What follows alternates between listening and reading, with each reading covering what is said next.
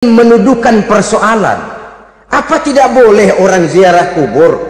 Apa tidak boleh orang pergi ke dukun? Ini dalam kaitannya dengan judi, karena ini penyakit yang sudah merajalela, mewabah di kalangan masyarakat kita di lapisan yang bawah ini. Saudara hadirin yang saya muliakan, ziarah kubur bukan saja boleh, malah dianjurkan oleh Nabi. Tetapi ziarah kubur yang dianjurkan oleh Nabi itu dengan tujuan pertama, agar orang ingat kepada mati. Kafa bil mauti wa'izah, kata Nabi. Cukup dengan mengingat mati menjadi pelajaran bagi kamu semua. Maka etikanya diajarkan, kalau saudara ziarah kubur, sampai di depan pintu kubur itu kan, Assalamualaikum ya ahlal kubur wa inna insyaallahu bikum lahikun. Kami satu saat insya Allah pasti akan menyusul kamu. Kalau kamu sekarang berbaring di sini, satu saat kami akan berbaring di sini. Ziarah kubur mengingatkan orang kepada mati. Orang yang ingat kepada mati, gaya hidupnya lain dengan orang yang tidak ingat mati. Nah, orang kalau nggak ingat mati, gaya hidupnya nggak terkontrol. Kalau dia berkuasa, Fir'aun, itu nggak ingat mati. Kalau dia kaya, Korun, sudah gambarannya nggak merupakan gambaran-gambaran yang baik. Orang yang ingat mati, dia berkuasa, dia berlaku adil. Satu saat saya akan mati dan ini akan dimintakan pertanggungan jawab. Orang kaya ingat mati, dia akan jadi pemurah. Kenapa? Kalau saya diberikan ilmu, pertanyaan akhirat cuma satu, ilmumu kau amalkan untuk apa? Kalau saya diberikan umur panjang, pertanyaan akhirat cuma satu, umurmu kau habiskan di mana? Tapi jikalau saya diberikan harta, pertanyaan akhirat ada dua, hartamu kau dapat dari mana, kau belanjakan kemana? Depannya ditanya, belakangnya ditanya, dapat dari mana, dibelanjain kemana? Sebab dua-duanya berkaitan dengan kegiatan. Kadang-kadang dapatnya dari jalan yang baik, tapi keluarnya ke tempat yang tidak baik, itu pun tidak betul. Atau dapatnya dari yang tidak baik, tapi dibelanjakan untuk yang baik, itu pun tidak bisa diterima. Oleh karenanya, dengan mengingat mati, gaya hidup seseorang jadi terkontrol karenanya. Yang kedua, dianjurkan kita untuk berziarah kubur itu mendoakan orang-orang yang sudah meninggal. Mal mayyitu fi qabrihi illa kal gharikil mutaghawis, kata Nabi. Orang yang sudah meninggal itu di alam barzakhnya adalah seperti orang yang tenggelam di lautan, menunggu doa dari keluarganya yang masih hidup. Apakah itu anaknya, kemenakannya, cucunya, dan lain sebagainya. Adapun yang kalau kita ziarahi itu kuburnya orang-orang yang kita tahu merupakan orang soleh, orang yang berjiwa bersih, yang kita kenal ketakwaannya kepada Allah Subhanahu wa Ta'ala, tidak ada salahnya kita bertabarruk, asal jangan dengan satu keyakinan bahwa dia secara mandiri bisa mendoakan kita. Dia hanya bisa melakukan itu hanya dengan izin Allah. Nah, umumnya orang kalau sudah ziarah ke kubur-kubur keramat itu, Allahnya kelupaan. Itu yang dikhawatirkan merusak dan mengganggu akidah. Sehingga di awal-awal perkembangan Islam, Nabi pernah melarang orang ziarah kubur itu. Ini bisa kita simak dari hadis, kuntu nahaitukum an ziyaratil qabri fazuruha. Dahulu aku pernah melarang kamu untuk ziarah kubur. Adapun sekarang kalau mau ziarah, ziarahlah kamu. Kata-kata dulu aku pernah melarang kamu, itu menggambarkan bahwa pada permulaan perkembangan Islam, nilai keimanan para sahabat masih rapuh, masih lemah, masih memerlukan pembinaan. Sehingga kalau mereka sering ke kubur, dikhawatirkan mereka minta kepada kubur. Nah, tetapi tatkala nilai keimanannya sudah mapan, sudah kuat, kata Rasul, fazuruha, Adapun sekarang kalau mau pergi berziarah, ziarahlah kamu. Saudara hadirin yang saya muliakan, jadi jangan melupakan Allah. Saya bisa saja berkata, kalau saya misalnya pakai cincin, lalu saya bilang, saya sejak pakai cincin ini, jangan anak gadis, nenek-nenek ngelihat saya lemes. Atau sejak pakai cincin ini, dagangan laris bener. Cincin itu yang menggelincirkan akidah. Untuk tidak tergelincir, orang harus tidak melupakan Allah. Dia bisa berkata, alhamdulillah, Allah memberikan keistimewaan kepada batu cincin saya. Batu cincinnya tidak apa-apa, Allah yang memberikan keistimewaan. Ini dalam bentuk yang langsung. Dalam bentuk yang tidak langsung kita bisa lihat, misalnya kalau petani ditanya, oh ini bisa panen besar ini rahasianya apa Pak? Oh, pupuk urea. Pupuk urea. Nah, Allah nomor 16. Seorang petani yang baik keimanannya, dia akan berkata, kami bisa panen besar karena izin Allah. Lah kalau pupuknya mah pakai pupuk urea, izin Allahnya dulu, baru kemudian pupuknya nyusul. Jadi sebenarnya bukan cuma pergi ke dukun yang bisa merusak keimanan, pergi ke dokter juga bisa loh merusak keimanan. Kalau berkeyakinan bahwa dokter itulah yang memberikan sembuh, kenapa akidah saudara tidak tergelincir karenanya? Dokter hanya memberikan obat dan resep, sembuh itu datangnya dari Allah. Ini yang diungkapkan lewat lisan Nabi Ibrahim alaihissalam, wa idza maridtu fahuwa yashfini. Apabila aku sakit, dialah Allah yang memberikan sembuh. Memberikan sembuh. Jangan juga menyalahartikan ayat ini. Ada ayat begini sakit terus nekat. Udah nggak usah berobat dah, memang penyakit dari Tuhan, ntar waktunya baik ya baik ya. Udah ampek terus dah. Orang yang berobat saja belum tentu sembuh, apalagi yang tidak berobat. Sama juga orang nggak sembahyang kita ajakin ngotot, lo juga yang sembahyang belum tentu masuk surga katanya. Lah yang sembahyang belum tentu masuk surga, bagaimana cengoran lo yang nggak sembahyang?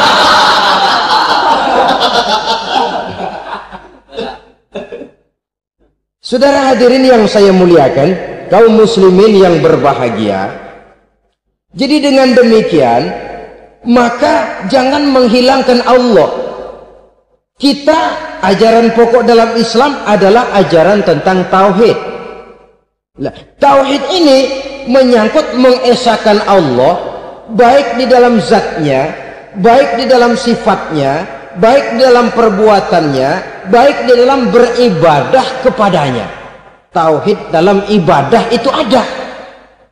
Tauhid dalam zat artinya zat Allah itu tidak tersusun, tidak terdiri dari bagian-bagian yang bisa dipecah-pecah. Ya seperti kita ini kan ada kepala, ada kaki, ada tangan. Allah tidak tersusun zatnya dari bagian-bagian. Esa zatnya tidak bisa dibagi-bagi. Esa sifatnya artinya Allah itu sifatnya tidak pernah berubah. Sejak dahulu sampai sekarang Allah itu cinta kepada orang beriman yang melakukan kebaikan, dan Allah benci kepada orang kufur yang melakukan kejahatan. Mustahil satu saat Allah berubah, orang kufur yang berbuat kejahatan didemenin, orang mukmin yang berbuat kebaikan dikeselin. Misalnya tahun 2000 Tuhan giliran jengkel sama orang mukmin, itu mustahil. Dia esa di dalam sifatnya. Lain dengan sifat kita manusia. Sifat kita ini kan relatif. Ada saatnya kita senang, lain saat yang kita senang betul kita caci maki. Hari ini kita caci maki, besok kita puji. Lihat teman kaya, Habis kita omongin, boleh jadi dia kaya. Kenapa? Dukunnya 36. Begitu kita habis caci maki begitu, dia datang ngasih duit sama kita. Cacian itu bisa berubah menjadi pujian. Lu ya emang bukan main dah. Sifat kita itu relatif, bisa terpengaruh oleh situasi dan kondisi. Saudara hadirin yang saya hormati, kaum muslimin yang berbahagia, Allah juga esa di dalam perbuatannya. Artinya di dalam menciptakan apapun yang akan diciptakan oleh Allah, di dalam melakukan apapun yang akan dilakukan oleh Allah, tidak terikat kepada faktor lain, tidak memerlukan bantuan lain. Dia adalah mutlak. Nah, kemudian kita mengesahkan Allah dalam zatnya, mengesahkan Allah dalam sifatnya, mengesahkan Allah dalam perbuatannya. Belum tentu berarti kita mengesahkan Allah dalam ibadahnya. Sebab banyak orang yang yakin betul Allah itu esa, teguh dengan pendiriannya. Tuhan lu siapa? Allah. Allah bagaimana? Esa. Bagaimana kalau dua? Kagak. Tiga? Enggak. Mantap. Soal tahlil paten. Tapi dalam ibadah kadang-kadang dia tidak mentauhidkan Allah. Ini makna wa ma umiru illa liya'budullaha mukhlisin. Kami tidak memerintahkan kepadamu kecuali untuk beribadah kepadaku, kata Allah, dengan ikhlas. Beribadah kepada Allah dengan ikhlas itu artinya apa? Beribadah hanya untuk Allah saja. Nah, kalau hanya untuk Allah saja, lalu kita minta berdoa di depan kuburan orang yang soleh, apa syirik? Tidak syirik. Kalau kita berkeyakinan bahwa orang tempat kita memanjatkan doa itu hanya bisa mendoakan kita dengan izin Allah. Dia sendiri tidak punya kekuasaan apa-apa. Tanpa izin Allah, dia tidak bisa berbuat apa-apa. Itu tidak menyebabkan orang menjadi syirik. Sama saja dengan kalau saya berkata tadi, alhamdulillah Allah telah memberikan keistimewaan kepada batu cincin saya. Apa salahnya Allah memberikan keistimewaan kepada benda-benda mati? Allah memberikan keistimewaan kepada Hajar Aswad, benda mati. Allah memberikan keistimewaan kepada Masjidil Haram, benda mati. Allah memberikan keistimewaan kepada Ka'bah, benda mati. Orang tawaf keliling Ka'bah, sembahyang di Masjidil Haram, sujud menghadap kepada Ka'bah. Apakah jadi syirik? Tidak. Kita tidak menyembah Ka'bahnya, kita menyembah yang punya Ka'bah itu. Nah, di sini kita lihat bahwa fungsi Ka'bah hanya merupakan wasilah. Tapi kalau Allahnya kita hilangkan, jadilah kita penyembah batu. Hanya saja batu itu berbentuk 4 bernama Ka'bah. Sa'i, orang yang melaksanakan haji, lari-lari antara Safa dan Marwah, amalan apa itu? Seakan-akan kita menghormati bukit-bukit, gunung-gunung. Tapi bukan itu yang kita tuju dalam pelaksanaan sa'i itu. Yang kita tuju adalah ini perintah Allah. Allahnya yang diutamakan. Maka hal semacam ini tidak menyebabkan orang menjadi syirik dan tergelincir dari tauhid. Tapi kalau ziarah kubur dengan niat cari buntutan, cari nomor yang cocok, ini niatnya saja sudah salah. Nah, kalau berangkat dengan niat yang salah, sampai di sana saya yakin, seyakin-yakinnya amalannya pasti salah. Lah, kubur yang diziarahin bukan kubur orang soleh. Yang mana ada orang soleh ngasih kode buntut. Ada juga orang salah, bukan orang soleh itu. Kadang-kadang dia nggak tahu kuburan siapa, nongkrong aja di situ. Memang sulit, saudara-saudara. Mental ya, namanya mental. Kalau memang mental sudah mental judi, apa saja bisa dijudiin. Jadi orang nggak perlu sebenarnya pemerintah terlalu gini, nggak usah. Kembali saja kepada mental. Kalau mental memang sudah mental judi, apaan aja bisa dijudiin. Pulang tengah malam nabrak babi. Babi yang keluar nih.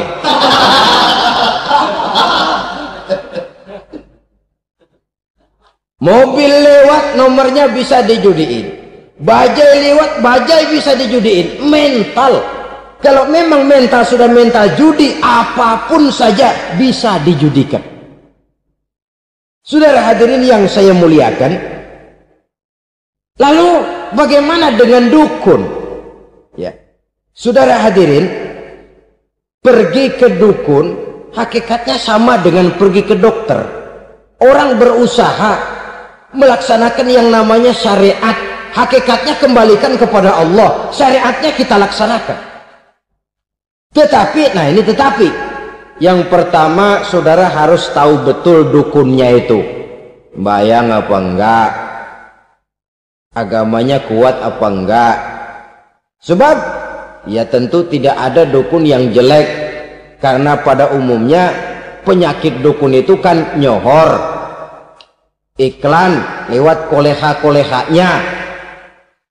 Kita bisul kecil datang, kita dukun, ini si kecil kemarin bisul kayak kelapa 5 menit baik. 5 menit padahal kemarin kagak ada yang datang. Diolah sedemikian rupa supaya orang mantap. Jadi jangan asal sembarangan. Kadang-kadang lihat potongan dukunnya aja kita ngeri. Mukanya sudah klemot, nggak pernah tersentuh air wudhu. Jangankan air wudhu, mandi aja jarang. Yang kayak begini yang dipegang mati-matian, yang dipercayai habis-habisan, akan kita kemanakan tauhid kita ini? Apalagi kalau perginya sudah dengan niat mencari nomor yang jitu.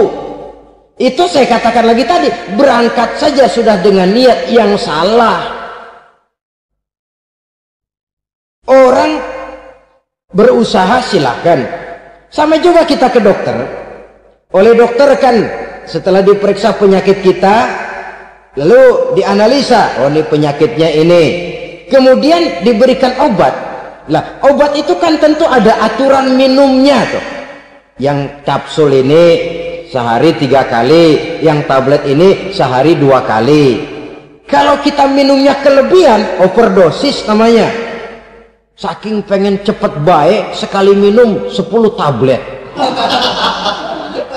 Ya memang nggak sakit-sakit lagi, tapi nggak hidup sudah. Habis. Kita pun dalam melaksanakan amalan hidup beragama begitu. Saudara datang kepada kiai, orang-orang soleh, meminta amalan, wiridan, itu jangan sampai overdosis. Tidak sesuai dengan kemampuan pribadi. Wong masih SD sudah minta matematika kelas SMP, celeng. Baru SMP sudah minta diajarkan filsafat kelas perguruan tinggi, semaput. Kenapa? Daya tampungnya nggak kuat. Emang ukuran secangkir, minta disiin seember, ya luber. Lebihnya nggak cukup. Kenapa? Yang diberikan, yang diamalkan tidak sesuai dengan makomnya, tidak sesuai dengan kemampuan yang ada pada dirinya. Saudara hadirin yang saya muliakan, akhirnya apa? Mencelakakan dirinya sendiri, ngawur. Baru sembahyang seminggu udah ngaku ketemu malaikat. Sembahyang ditemenin malaikat, lah sembahyang baru seminggu mulai tuh malaikat iseng amat. Ya walaupun kalau Allah izinkan tidak mustahil, tapi kan tidak logik. Orang yang melaksanakan ibadah puluhan tahun memerlukan riyadhah dan latihan, khusyuk dan tawadhu, penuh tazallul, merendahkan diri di hadapan Allah, belum tentu mendapat karunia yang semacam itu. Saudara hadirin yang saya muliakan, jadi dengan kata lain, yang pertama, lihatlah dulu kualitas dukun yang akan saudara datangi itu. Ini kualitas black apa kualitas white, aspal apa cat putih. Sehingga Jangan sampai kita salah pilih, sebab biasanya orang kalau sudah hanyut di kali, rumput pun dia pegangin. Dia tahu kalau rumput tidak akan bisa menahan bobot badannya, tapi karena posisinya posisi terjepit, rumput pun dia pegang. Ini satu gambaran psikologis betapa orang dalam keadaan panik, kepepet, kejepit, yang tidak mestinya dipegang pun akan dipegangnya juga. Walaupun dia tahu itu tidak akan bisa menahan bobot badannya, namun dipegangnya juga. Oleh karenanya, yang pertama, lihat dulu kualitas dukunnya. Yang kedua, saudara-saudara, jangan berkeyakinan bahwa dukun itulah yang memberikan permintaan saudara. Si dukun hanya bisa dengan izin Allah. Nah ini kuncinya. Kalau izin Allahnya dihilangkan, dan ini yang jarang. Biasanya kalau kita diajak ke dukun, di sono aja no paten banget. Abah ano, abah ini, abah ano, abah-abah. Lah, lalu pikiran kita kan terfokus. Dikala itulah kita mulai menyampingkan Allah. Di situ yang dikhawatirkan nilai tauhid kita jadi tergoyah karenanya. Bahwa orang yang kita datangi, yang kita kenal kesolehan dan ketakwaannya, hanya bisa memberikan pertolongan dengan izin Allah. Dengan izin Allah dia doakan kita dan doanya kabul. Dengan izin Allah dia penuhi hajat kita dan hajat kita jadi terlaksana, jadi kenyataan dengan izin Allah. Sebab Allah itu memberikan keistimewaan. Ada waktu istimewa, ada tempat istimewa, ada jam istimewa. Kenapa sih sedekah hari Jumat dengan sedekah hari Kamis pahalanya kok lebih besar hari Jumat? Karena itu waktu istimewa.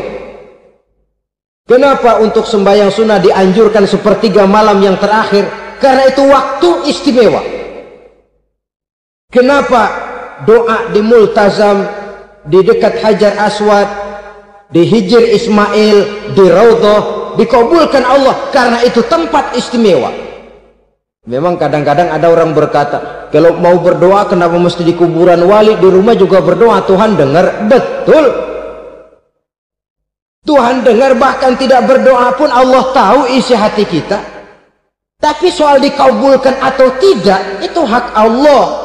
Dan Allah memberikan fasilitas kepada tempat-tempat tertentu dan istimewa. Dan itu diajarkan oleh Nabi. Di Raudhah perbanyak doa. Kenapa? Itu tempat yang mustajabah. Artinya Allah memberikan keistimewaan kepada tempat-tempat tertentu. Dalam konteksnya dengan ini, makom para aulia, para wali, para ulama soleh, tidak ada salahnya kita berdoa di sana, bertawassul, bukan meminta kepada si kiai, bukan meminta kepada si ulama, bukan meminta kepada si wali, meminta kepada Allah melalui tempat yang orangnya kita yakin dekat dengan Allah. Walaupun Allah tidak memerlukan perantara, itu jelas. Allah tidak memerlukan calo, memang, tapi Allah menyediakan waktu dan tempat-tempat istimewa. Itu harus kita manfaatkan untuk mendekatkan diri dan berdoa kepadanya. Saudara-saudara kaum muslimin rahimakumullah, saya kembali dalam konteksnya dengan dukun yang akhir-akhir ini jadi populer karena merajalelanya judi sampai kepada desa-desa, pedesaan-pedesaan terpencil, yang akibatnya menjauhkan orang dari nilai tauhid. Padahal benar kalau orang berkata kadzabal munajjimun walau sodaku, tukang-tukang ramal itu bohong walaupun benar. Kalaupun betul, kebetulan. Itu maksudnya bohong walaupun betul, betulnya betul kebetulan. Maka para remaja itu biasanya gemar kepada membaca bintang Anda minggu ini, kan begitu toh? Apa Aries, apa Virgo, apa Leo dan sebagainya, dan itu memang menarik untuk dibaca. Rezeki sebelah kulon, asmara anget, Saudara hadirin, hal yang semacam ini boleh saja untuk dibaca, tapi tidak untuk diyakini kebenarannya. Boleh saja untuk dibaca, tapi tidak untuk diyakini kebenarannya. Karena meyakini kebenarannya sama saja dengan mendahului Allah. Dan itu bisa menggelincirkan nilai-nilai tauhid kita.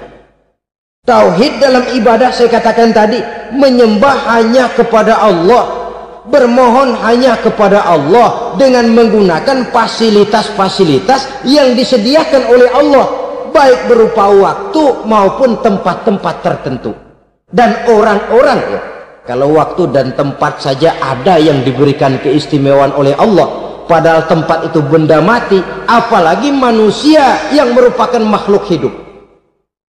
Saudara hadirin yang saya muliakan, saudara-saudara kaum muslimin yang berbahagia, sehingga dengan demikian kita tetap menjaga nilai-nilai akidah, dan dengan ini syariat kita laksanakan tanpa membuang hakikat, sebab hakikat tanpa syariat itu kosong. Syariat tanpa hakikat juga tidak ada tujuan. Yang penting hati bersih, nggak sembahyang nggak apa-apa. Mana bisa begitu, Mas? Kalau memang hati bersih nggak usah sembahyang nggak apa-apa. Nabi Muhammad dulu berhenti dong sembahyang, sebab beliau orang yang hatinya paling bersih. Nah, orang yang hatinya paling bersih saja sembahyang yang nggak berhenti, masa kita lalu mau berhenti? Yang penting kan kita bisa dekat dengan Allah melalui perasaan, banyak-banyak ingat. Apa itu sembahyang? Macam-macam. Itu hakikat saja tanpa syariat, ia tidak bisa. Syariat saja tanpa hakikat juga gerak lahir yang tanpa roh namanya. Kita melakukan sholat tapi kita tidak tahu untuk apa kita sholat dan kenapa kita sholat dan siapa yang kita sembah di dalam kita sholat. Sehingga dengan demikian keduanya tidak bisa terpisahkan satu sama lain, seperti halnya kulit dan isi. Barangkali pernah saya ingatkan, kulit penting, isi pun juga penting. Hakikat penting, syariat juga penting. Dan kita jangan salah mengartikan, terjebak dalam ucapan-ucapan yang masih memerlukan penafsiran, sehingga lalu kita cenderung mendiskreditkan dan menjelekkan para wali. Misalnya ada ucapannya Syekh Abdul Qadir Jailani yang berkata begini, barang siapa yang masuk ke rumahku lalu ia memakan makananku, maka ia akan masuk surga. Ini kalau ucapan ini dipahami secara apa adanya, ya jelas orang bisa tergelincir. Tapi kalau ditafsirkan secara betul, siapa yang masuk ke dalam rumahku? Di mana rumah Syekh Abdul Qadir? Di mana umumnya rumah para wali? Di masjid. Jadi siapa yang masuk ke dalam rumahku? Masjid. Lah kalau sudah di dalam masjid, makanannya apa? Getuk. Tentu saja tidak. Kalau sudah di masjid itu ya makanannya ya wirid, zikir, tahajud, baca Quran, paling kurang iktikaf. Jadi siapa yang masuk ke masjid lalu dia sujud, wirid, zikir, ya jelas saja surga. Jangan membaca ucapan ini lantas rame-rame nyari bekas rumah Syekh Abdul Qadir, rame-rame masuk ya rumah kecil. Saudara hadirin, kita terlalu terpaku kepada materi ucapan dan melupakan filsafat daripada ucapan itu sendiri. Dalam kondisi yang sedemikian, sangat boleh jadi orang lalu tergelincir karenanya. Oleh karena itulah saudara-saudara, saya kembali kepada satu prinsip, bahwa sebenarnya dengan tidak perlu menyalahkan pihak-pihak lain, mari kita kembali kepada sikap mental kita sebagai muslim. Kalau mental memang sudah mental penjudi, apapun bisa dijudikan. Tapi kalau mental itu tidak ada, walaupun di kiri kanan dan depan belakang banyak dibuka tempat-tempat perjudian, saya yakin kita akan mampu menahan dan menjaga diri. Sikap mental inilah yang memerlukan pembinaan dari kita semua. Sehingga dengan demikian kita akan menjadi pribadi-pribadi yang bisa bertahan dari segala gempuran-gempuran yang datang dari luar karena adanya prinsip ketahanan mental itu tadi. Sekali lagi saya ingatkan bahwa judi selamanya tidak akan pernah mendatangkan kebahagiaan. Judi tidak akan membuat orang menjadi kaya. Judi tidak akan membuat orang makin akrab berteman dan bersaudara. Yang jelas, judi melahirkan permusuhan dan dendam, membangkitkan rasa malas, memuluhkan angan-angan tanpa mau peras keringat dan banting tulang, melalaikan orang dari tanggung jawab dan kewajibannya, membuat ia lupa kepada anak, istri dan seluruh keluarganya, dan pada akhirnya dia akan terjebak dalam satu permainan yang makin menjauhkan dia dari proses kesadarannya sebagai manusia. Sebagai uraian penutup, marilah kita renungi firman Allah dalam Al-Baqarah ayat 208. A'udzubillahi minasyaitonir rajim. Ya ayyuhalladzina amanu dukhulu fis silmi kafah wa la tattabi'u khutuwatis syaitan innahu lakum aduwwum mubin. Hai orang-orang yang beriman, masuklah kamu ke dalam keselamatan, masuklah kamu ke dalam Islam secara keseluruhan. Jangan kamu mengikuti jejak-jejak setan, karena setan adalah musuhmu yang nyata dan jelas. Judi termasuk jejak-jejak yang ditinggalkan oleh setan untuk diikuti oleh kita agar kita mendapatkan kesengsaraan baik di dunia, lebih-lebih di akhirat nanti. Semoga Allah selamatkan kita, Allah selamatkan seluruh bangsa kita dari penyakit-penyakit judi yang melahirkan efek-efek negatif dalam kehidupan. Terima kasih atas perhatian saudara. Mohon maaf atas segala kekurangan. Usikum wa nafsi bitaqwallah. Wassalamualaikum warahmatullahi wabarakatuh. Waalaikumsalam warahmatullahi wabarakatuh.